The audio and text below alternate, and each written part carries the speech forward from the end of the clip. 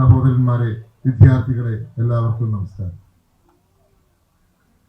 ഈ നാടിനെ സംബന്ധിച്ച്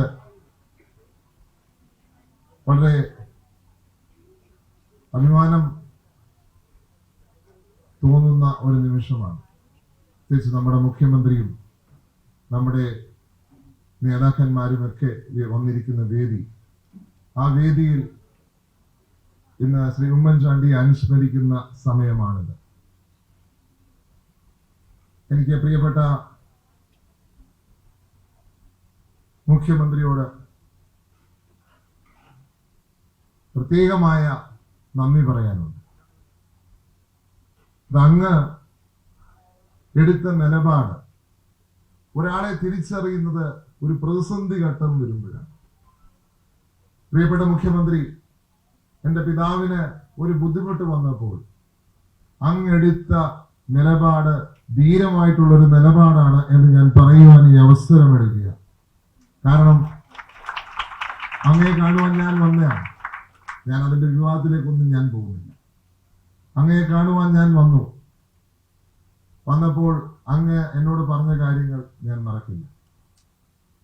അങ്ങ് അതുപോലെ തന്നെ അദ്ദേഹത്തിന്റെ ആരോഗ്യത്തിന് വേണ്ടി ചെയ്ത കാര്യങ്ങൾ ഞങ്ങൾ മറക്കില്ല. എൻ്റെ അമ്മ എന്നോട് പറഞ്ഞു, എന്തു വന്നാലും മുഖ്യമന്ത്രിയെ പരിപാടിക്ക് വിളിക്കണം എന്ന് പറഞ്ഞു. ഞാൻ അതുകൊണ്ടാണ് നിരന്തരമായി അങ്ങയുടെ ഓഫീസുമായി ബന്ധപ്പെട്ട് അങ്ങ് വരണം എന്ന് പറഞ്ഞു. അങ്ങ് ഇവിടെ വന്നതിലുള്ള സ്നേഹവും കരുതലും ഈ അവസരത്തിൽ പ്രിയപ്പെട്ട മുഖ്യമന്ത്രിയോട് ഞാൻ അറിയിക്കാൻ ആഗ്രഹിക്കുന്നു. അദ്ദേഹം ഇവിടെ വന്നപ്പോൾ എത്രത്തോളം പ്രാധാന്യം അദ്ദേഹം ഉമ്മൻചാണ്ടിയുടെ ഓർമ്മകൾക്ക് കൊടുക്കുന്നുണ്ട് എന്ന് നമുക്ക് മനസ്സിലാക്കാൻ സാധിക്കും. ഓർമ്മകൾക്ക് മാത്രമല്ല, ഏറ്റവും ആദരണീയനായ സ്വാമി ഗുരുരത്നം വന്നിട്ടുണ്ട്. അദ്ദേഹത്തെ നിങ്ങൾ എല്ലാവർക്കും വേണ്ടി ഞാൻ സ്വാഗതം ചെയ്യുന്നു. അദ്ദേഹം ഓർമ്മകൾക്ക് മാത്രമല്ല, ഞാനിന്ന് ഓർക്കുന്നൊരു കാര്യം, ഡോക്ടർ രവീന്ദ്രൻ എന്ന് പറഞ്ഞൊരു ഡോക്ടറാണ്. എൻ്റെ പിതാവിനെ കുറെ നാൾ ചികിത്സിച്ച ഡോക്ടറാണ്. ഒരു ദിവസം ഡോക്ടർ എന്നെ വിളിച്ചു. എന്നിട്ട് പറഞ്ഞു, പ്രിയപ്പെട്ട മുഖ്യമന്ത്രി എന്നെ ഇന്ന് വിളിച്ചിരുന്നു. എന്നിട്ട് പറഞ്ഞു, ഉമ്മൻചാണ്ടിയെ കണ്ടപ്പോൾ എനിക്ക് വളരെയധികം സന്തോഷം തോന്നി. ഡോക്ടറിന്റെ ചികിത്സയിൽ ഉമ്മൻചാണ്ടി സാർ വളരെ മെച്ചപ്പെട്ടിരിക്കുന്നുവെന്ന് 2-3 വർഷങ്ങൾക്ക് മുമ്പ് ഡോക്ടർ വിളിച്ചു പറഞ്ഞ കാര്യം ഞാൻ മറന്നിട്ടില്ല. അപ്പോൾ വ്യക്തി എന്ന നിലയിൽ പരസ്പര ബഹുമാനം എന്താണെന്ന് അദ്ദേഹം കാണിച്ചു തന്നിട്ടുണ്ട്. എത്രത്തോളം പ്രാധാന്യം കൊടുക്കുന്നു എന്ന് അദ്ദേഹം കാണിച്ചു തന്നിട്ടുണ്ട്. 2022 ഒക്ടോബറിൽ അദ്ദേഹം എൻ്റെ പിതാവിനെ കാണുവാൻ വേണ്ടി പ്രത്യേകമായ വിമാനമാർഗം ആലുവയിലെത്തി. അതിനുശേഷം റോഡ് മാർഗം അദ്ദേഹം തിരിച്ചു പോയത് നമ്മളാരും മറന്നിട്ടില്ല. തീർച്ചയായിട്ടും അത്രയ്ക്ക് പ്രാധാന്യം ജീവിച്ചിരുന്നപ്പോഴും എൻ്റെ പിതാവിന് രാഷ്ട്രീയമായി പല അഭിപ്രായ വ്യത്യാസങ്ങൾ കണ്ടേക്കാം. പക്ഷെ അതിൻ്റെ അപ്പുറം വ്യക്തിബന്ധം എന്നുള്ളൊരു കാര്യമുണ്ട്.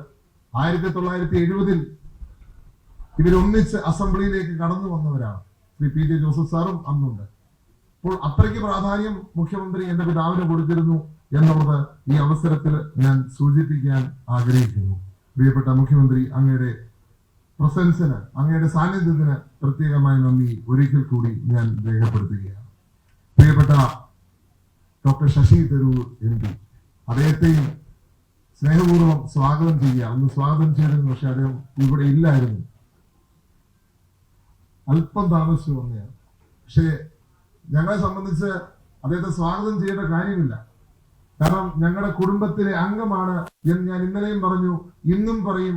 അദ്ദേഹം ഞങ്ങളെ കുടുംബത്തെ വളരെയധികം പിന്തുണച്ചത് ഞാൻ മറക്കത്തില്ല. പ്രത്യേകിച്ച് എൻ്റെ പിതാവിന് വിദേശത്തേക്ക് 2 പ്രാവശ്യം കൊണ്ടുപോയിട്ട് ആവശ്യമുണ്ട്. 2019 അതേപോലെ 2022. 2019 3 ദിവസം കൊണ്ടാണ് അദ്ദേഹം വിസ ശരിയാക്കിയെങ്കിൽ, ജർമ്മനിയിലേക്കുള്ള വിസ 3 ദിവസം കൊണ്ടാണെങ്കിൽ 2022 ഒറ്റ ദിവസം കൊണ്ടാണ് അദ്ദേഹം ശരിയാക്കിയത്. ശരിക്കും പറഞ്ഞാൽ നമ്മുടെ നാടിനെ സംബന്ധിച്ച് വിശ്വപൗരൻ, വിശ്വ മലയാളികൾക്കിടയിൽ ഒരു വാക്കുകൊണ്ട് ഏതൊരു ഡിപ്ലോമാറ്റിനെയും വിളിക്കുവാൻ സാഹചര്യമുള്ള വ്യക്തിയാണ്. അങ്ങയും മുഖ്യമന്ത്രിയും കേൾക്കാനാണ് വിദ്യാർത്ഥികൾ ഇത്രയും നേരം കാത്തിരുന്നതും ഞാൻ പറഞ്ഞുകൊണ്ടിരുന്നതും. പ്രിയപ്പെട്ട മുഖ്യമന്ത്രി വരും, പ്രിയപ്പെട്ട ശശി തരൂർ വരും എന്ന് പറഞ്ഞാണ് ഞാൻ പിടിച്ചിരുത്തിയിരിക്കുന്നത്. 9 മണി തൊട്ട് ഇരിക്കുന്ന കുട്ടികളാണ്. അതുകൊണ്ട് അങ്ങേക്കും പ്രത്യേകമായ സ്നേഹം ഈ അവസരത്തിൽ അറിയിക്കുന്നു. അതുപോലെ സ്വാമി ഗുരുരത്നം ജ്ഞാനതപസ്വി, അദ്ദേഹവും ഇന്ന് രണ്ടാമത്തെ പരിപാടിയാണ് എന്റെ പിതാവിന്റെ വന്ന് പങ്കെടുക്കുന്നത്.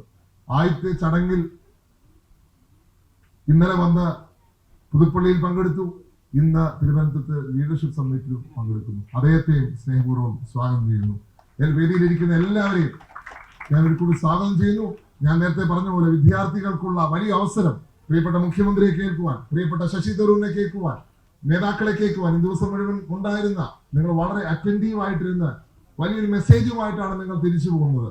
മറ്റുള്ളവരെ സഹായിക്കുവാൻ ഏതൊക്കെ മാർഗം കിട്ടുമോ, എങ്ങനെയാണ് ഉമ്മൻചാണ്ടി കാണിച്ചത്, അതുപോലെ തന്നെ നിങ്ങൾ മുന്നോട്ട് പോകണം എന്നുള്ള മാർഗം കാണിക്കുവാനാണ് നമ്മളിവിടെ കൂടിയിരുന്നത്. നിങ്ങൾ ഓരോരുത്തരോടുള്ള നന്ദി, വിദ്യാർത്ഥികളോടുള്ള നന്ദി, മാധ്യമങ്ങളോടുള്ള നന്ദി ഈ അവസരത്തിൽ ഞാൻ പറയാൻ ആഗ്രഹിക്കുന്നു.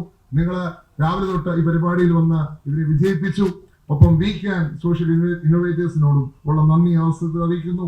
SLBS മാർക്ക്ലാൻഡ്സ്, ഒപ്പം റോബിൻസ് കേറ്ററിംഗ്, എല്ലാവരും എക്സെട്ര കരിയർ കൗൺസിലിംഗ് ഉൾപ്പെടെയുള്ള ഇതേ പിന്തുണച്ച ഭീമ ജ്വല്ലേഴ്സ് ഉൾപ്പെടെ പിന്തുണച്ച എല്ലാവരും നന്ദി അറിയിക്കുന്നതോടൊപ്പം നിങ്ങളുടെ ഓരോരുത്തരുടെയും സ്നേഹത്തിനും കരുതലിനും നന്ദി കൂടി പറയുകയാണ്.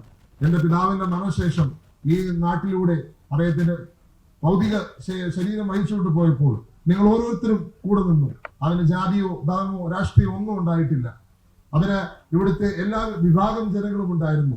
തിരുവനന്തപുരം ഒന്നായി അണിചേരുന്നത് കാണുന്ന കാഴ്ച, രാത്രി മുഴുവൻ അദ്ദേഹത്തിന്റെ ബോഡി കാണുവാൻ ആളുകൾ വന്നുകൊണ്ടേയിരുന്നു. ഈ നഗരം ഉറങ്ങാത്ത രീതിയിലായിരുന്നു. അതിനുശേഷം ഞങ്ങളോടൊപ്പം 3 മണിക്കൂർ എടുത്തു ഈ നഗരം വിടുവാൻ. രാവിലെ 7 മണിക്ക് തുടങ്ങിയ യാത്ര ഈ നഗരം വിട്ടപ്പോൾ 9 മണി കഴിഞ്ഞിരുന്നു. ഒരിക്കലും മറക്കാൻ പറ്റാത്തൊരു യാത്രയയപ്പാണ് തിരുവനന്തപുരം നൽകിയത്. തിരുവനന്തപുരത്ത് നടക്കുന്ന ഈ അനുസ്മരണ സമ്മേളനം എന്ന് ഞാൻ പറയും, അത് നിങ്ങൾ ഓരോരുത്തരെയും, തിരുവനന്തപുരത്തിനെ അദ്ദേഹം ഒത്തിരി സ്നേഹിച്ചിരുന്നു, ഈ നാടിന് വേണ്ടി ഒത്തിരി പ്രവർത്തിക്കാൻ ആഗ്രഹിച്ചിരുന്നു. തിരുവനന്തപുരത്തിനോടും ഇവിടുത്തെ ജനങ്ങളോടും ഇവിടുത്തെ സമൂഹത്തിലുള്ള നന്ദി കൂടി രേഖപ്പെടുത്തിക്കൊണ്ട് ഞാൻ എന്റെ വാക്കുകൾ ചുരുക്കുന്നു. നന്ദി, നമസ്കാരം, ജയ് ഹിന്ദ്, ജയ് ഭാരത്.